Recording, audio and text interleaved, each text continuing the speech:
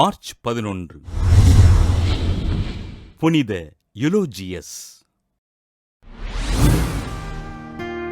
Spain நாட்டின் Cordova நகரில் வாழ்ந்த குடும்பத்தில் கிபி 818ஆம் ஆண்டு பிறந்தார் யுலோஜியஸ்.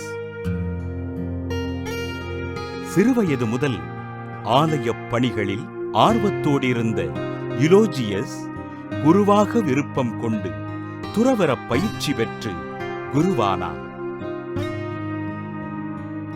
இறையியலிலும் மறையுறையிலும் சிறந்திருந்த அருட்தந்தை யுலோஜியஸ் கோர்டோவாவில் இருந்த துறவு மடத்தின் அதிபராக பணி செய்தார்.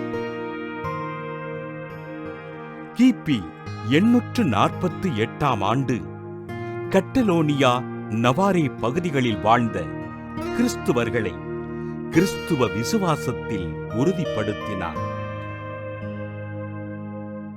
கிபி 850ஆம் ஆண்டுகளில் துன்புறுத்தப்பட்ட கிறிஸ்துவர்களை தன் மறையுறையினாலும் எழுத்துக்களாலும் ஊக்கப்படுத்தி ஆதரவளித்தார். புளோரா மற்றும் மேரி என்ற இரு மாணவிகள் ஸ்பெயின் நாட்டு அரசனால் கொடூரமாக துன்புறுத்தப்பட்ட போது அவர்களை ஊக்கப்படுத்துவதற்காக மறைசாட்சியத்தின் மகிமை என்ற நூலினை எழுதினார். துன்புறுத்தப்படுகின்ற கிறிஸ்தவர்களுக்கு ஆதரவாக குரல் கொடுத்து இறைபணிகளைச் செய்த அருட்தந்தை யுலோஜியஸ் கிபி 858ஆம் ஆண்டு டோலெடோ நகர பேராயராக தேர்ந்தெடுக்கப்பட்டார்.